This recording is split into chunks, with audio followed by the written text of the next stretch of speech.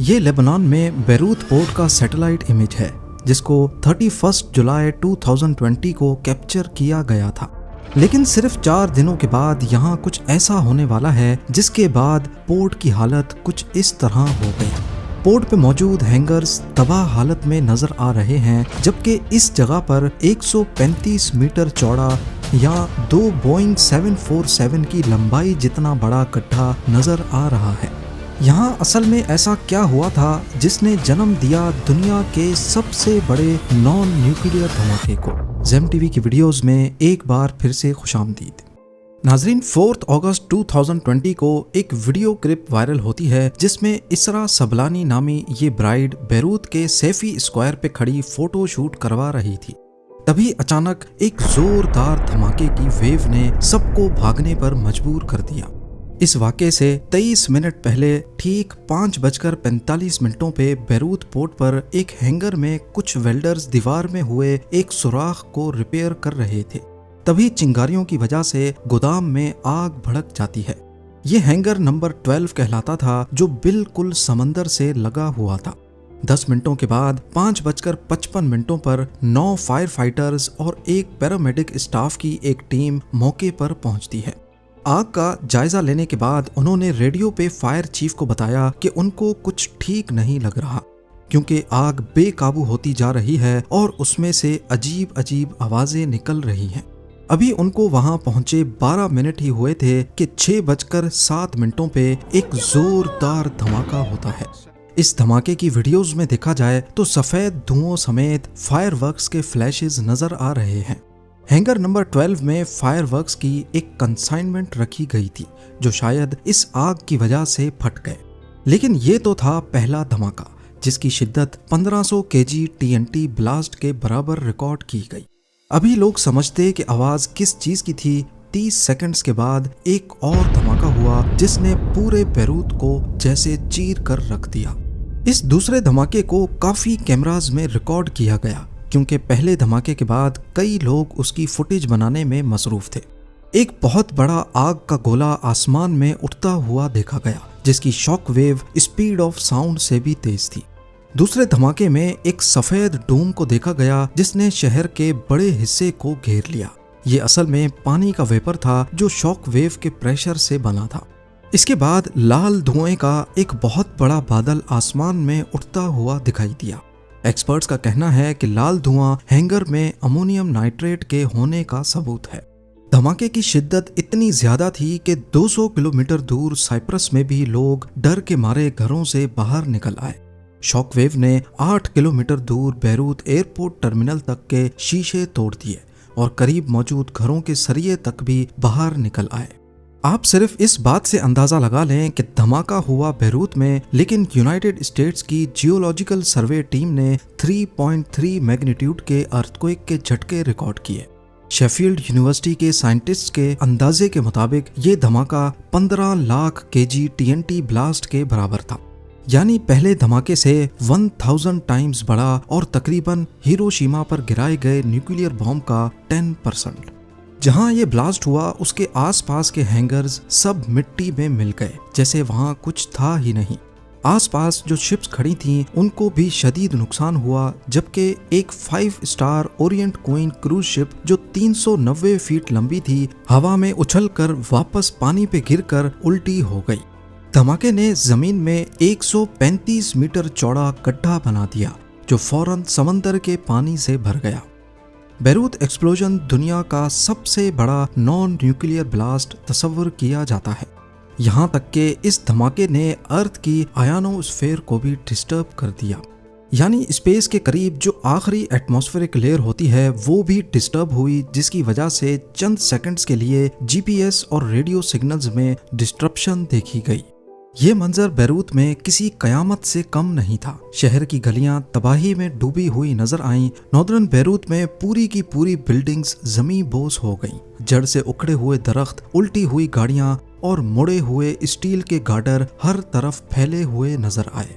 धमाके की ताकत ने पूरे शहर की इलेक्ट्रिसिटी सप्लाई को बंद कर दिया, जिसकी वजह से रेस्क्यू का काम मजीद रुकावट का शिकार बन गया। मिलिट्री बुलडोजर्स की मदद से रोड्स क्लियर किए गए ताकि रेस्क्यू वर्कर्स को पहुंचाया जा सके। इस हादसे में 218 लोगों की कीमती जानें जाया हो गईं, जबकि 7,000 से भी ज्यादा लोग जख्मी हो गए। और रही बात दूसरों की, तो बैरूत की 12% पॉपुलेशन पलक झपकते ही बेघर हो गई। हॉस्पिटल और मेडिकल सेंटर्स जहां जख्मियों का इलाज होना था, वो भी धमाके की जद में आकर तबाह हो चुके थे। कई हॉस्पिटल्स ने पार्किंग लॉट्स और फुटपाथ्स पर ही जख्मियों का इलाज करना शुरू कर दिया।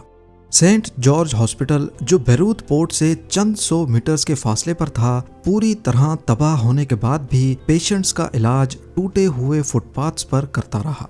लेकिन इसके बावजूद हजारों जख्मियों को सिर्फ इस वजह से वापस भेजना पड़ा क्योंकि फुटपाथ्स पर भी जगह कम हो गई थी।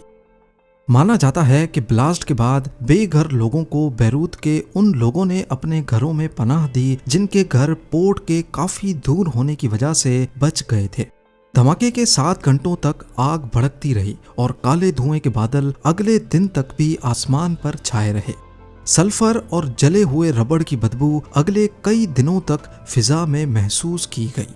लेकिन कुछ ही दिनों के बाद पूरे लेबनान में प्रोटेस्ट भड़क उठे। लोग गवर्नमेंट की नाकामी के खिलाफ सड़कों पर निकल आए और उन सब का एक ही सवाल था कि आखिर इस धमाके की असल वजह क्या थी। रिपोर्ट्स के मुताबिक हैंगर नंबर 12 का इस्तेमाल किया जा रहा था ऑयल के कैंस, केरोसिन और हाइड्रोक्लोरिक एसिड जैसे खतरनाक केमिकल्स को स्टोर करने के लिए, और साथ ही इसमें रखे गए थे 15 टन फायरवर्क्स, यानी एक ऐसी तबाही जो बस होने का इंतजार कर रही थी। इतनी फ्लेमेबल चीजों के बावजूद वेयर हाउस की वायरिंग बहुत खराब थी। न वहां पर स्मोक अलार्म सिस्टम था, न ही स्प्रिंकलर सिस्टम। पर हैंगर नंबर 12 में सिर्फ यही नहीं रखा था, यहाँ एक और खतरनाक केमिकल भी छुपा हुआ था। 2750 टन वजनी अमोनियम नाइट्रेट का एक कंसाइनमेंट, जो पिछले 7 सालों से प्लास्टिक बैग्स में बिना किसी प्रॉपर सेफ्टी के वहां स्टोर किया गया था।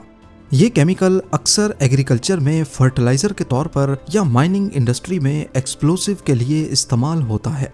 कई टेरर अटैक्स में भी इस केमिकल का इस्तेमाल हो चुका है। प्रोटेस्टर्स का सिर्फ एक ही सवाल था कि इतना ज्यादा अमोनियम नाइट्रेट वहां क्यों स्टोर किया गया जहां करीब ही हजारों लोग रहते थे, और इस तबाही का असल जिम्मेदार कौन है। ये सब शुरू हुआ था 2013 में, जब एक रशियन शिप जॉर्जिया से मोज़म्बिक जा रही थी।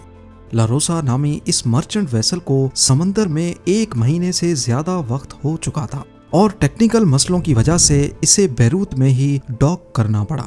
इस शिप में 2750 टन अमोनियम नाइट्रेट था, जो अब बैरूत पोर्ट पर डॉक कर चुकी थी। मगर ये शिप फिर कभी बैरूत से निकली ही नहीं। शिप के कैप्टन ने बताया कि शिप के मालिक उस वक्त पैसों की तंगी का शिकार थे और उन्होंने सोचा कि लेबनान में कुछ और कार्गो उठाकर मोज़म्बिक रवाना किया जाए।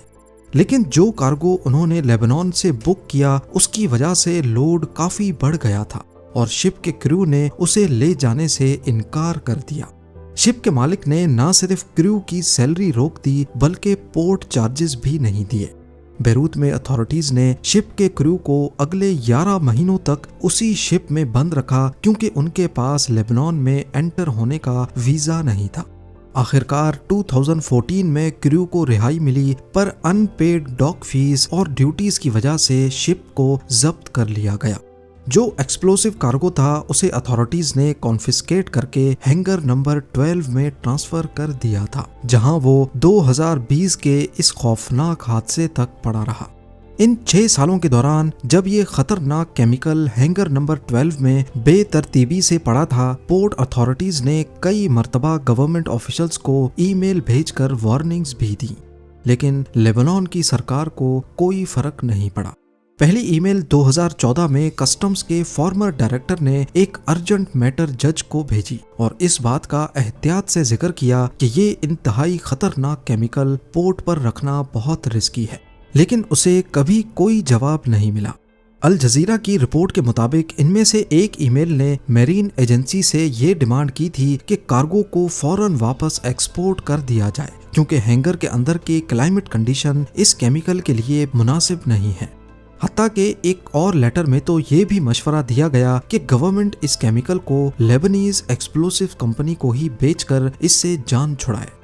गवर्नमेंट को आखिरी ईमेल 2019 में भेजी गई जिसमें इस केमिकल के खतरों के बारे में आगाह किया गया था, लेकिन गवर्नमेंट ने पोर्ट अथॉरिटीज की वार्निंग्स को तब भी नजरअंदाज कर दिया जब हैंगर नंबर 12 की दीवार में सुराख होने के बायस सिक्योरिटी रिस्क मजीद बढ़ गया।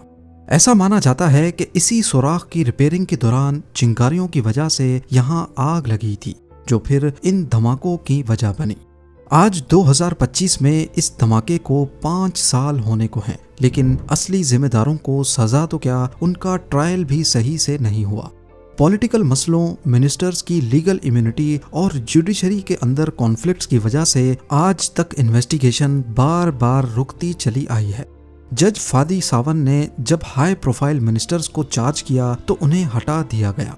फिर जज तारिक बितार ने केस को दोबारा उठाया तो हिजबुल्लाह और अमल जैसे ग्रुप्स ने उनकी मुखालिफत की और कोर्ट में स्टे ऑर्डर फाइल कर दिया। 2022 से 2024 तक इन्वेस्टिगेशन पूरी तरह रुकी रही। जनवरी 2025 में नवाफ सलाम के प्राइम मिनिस्टर बनने और इजराइल हिजबुल्लाह कॉन्फ्लिक्ट के बाद केस एक बार फिर से खुला। मई 2025 में ये रिपोर्ट आई कि जज तारिक बितार अपना फाइनल फैसला 4 अगस्त 2025 को इशू करने वाले हैं, जो कि इस ब्लास्ट की 5th एनिवर्सरी का दिन होगा। तबाही के इस नाकाबिले यकीन हादसे के 4 सालों के बाद भी बैरूत में उसके निशानात अब भी बाकी हैं। ब्लास्ट की जगह पर एक 8 फुट लंबा स्टैचू खड़ा है जो टूटे हुए शीशों, मुड़े हुए सरियों और तबाहशुदा घरों के मवाद से बनाया गया है। ये स्टैचू एक औरत की शक्ल में है जो एक तलवार उठाए उन 218 लोगों की याद में खड़ी है जो उस दिन अपनी जान गंवा बैठे। इस स्टैचू के पांव के नीचे एक घड़ी भी पड़ी है जिस पर आज भी 6:08 बज रहे हैं और ये उस धमाके के बाद से आज तक उसी हालत में बंद पड़ी है। उम्मीद है ज़ेम टीवी की ये वीडियो भी आप लोग भरपूर लाइक और शेयर करेंगे। आप लोगों के प्यार भरे कमेंट्स का बेहद शुक्रिया। मिलते हैं अगली शानदार वीडियो में।